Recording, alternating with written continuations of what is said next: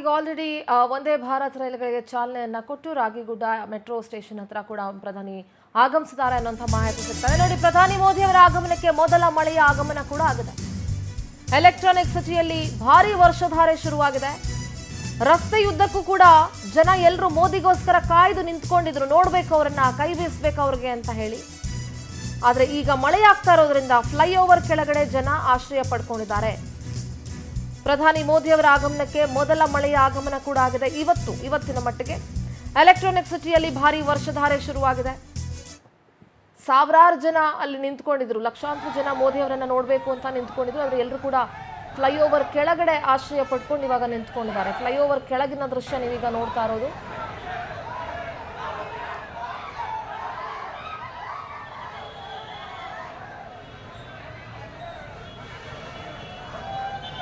ಈಗ already Ragigudda metro ಸ್ಟೇಷನ್ಗೆ ಆಗಮಿಸಿದ್ದಾರೆ. ವಂದೇ ಭಾರತ್ಗೆ ಚಾಲನೆಯನ್ನ ನೀಡಿ ರಾಗಿಗುಡ್ಡದತ್ತ ಬಂದಿದ್ದಾರೆ. ಹಳದಿ ಮಾರ್ಗದ ಮೆಟ್ರೋಗೆ ಚಾಲನೆಯನ್ನ ಕೊಡಲಿದ್ದಾರೆ.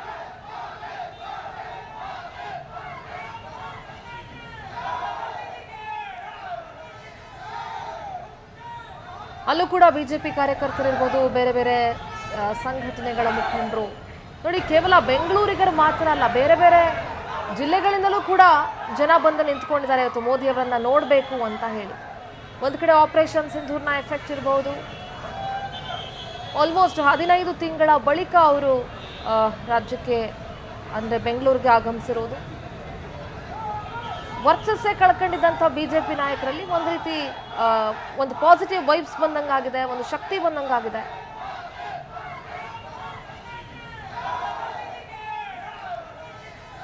ಪ್ರತಿನಿಧಿ ವರ್ಷಿತಾ ನೇರ ಸಂಪರ್ಕದಲ್ಲಿ ಜಾಯ್ನ್ ಆಗ್ತಾ ಇದ್ದಾರೆ. ವರ್ಷಿತಾ, ಹಳದಿ ಮಾರ್ಗ, ಮೆಟ್ರೋ ಹಳದಿ ಮಾರ್ಗ ಬಹಳಷ್ಟು ವರ್ಷಗಳಿಂದ ಬೆಂಗಳೂರಿಗರ ಒಂದು ಕನಸಾಗಿತ್ತು, ಇದು ಆಗಬೇಕು ಅಂತ ಹೇಳಿ. ಯಾಕಂದ್ರೆ IT ಹಬ್ ಅನ್ನ ಕನೆಕ್ಟ್ ಮಾಡುವಂಥದ್ದು, ಸಿಕ್ಕಾಪಟ್ಟೆ ಟ್ರಾಫಿಕ್ ಜಾಮ್ ಆಗ್ತಾ ಇತ್ತು ಆ ಮೆಟ್ರೋ ಅಂದ್ರೆ ಆ ಭಾಗದಲ್ಲಿ. ಸೊ ಈಗ ಮೆಟ್ರೋ ಆಗೋದ್ರಿಂದ, ಮೆಟ್ರೋ ಸ್ಟಾರ್ಟ್ ಆಗ್ತಾ ಇರೋದ್ರಿಂದ ಒಂದು ರೀತಿ ಟ್ರಾಫಿಕ್ ಕೂಡ ಕಡಿಮೆ ಆಗುವಂಥ ಸಾಧ್ಯತೆ ಇದೆ. ಸದ್ಯ ಹೇಗಿದೆ ಅಲ್ಲಿನ ಸೆಲೆಬ್ರೇಷನ್ ಮೋಡ್ ವರ್ಷಿತಾ?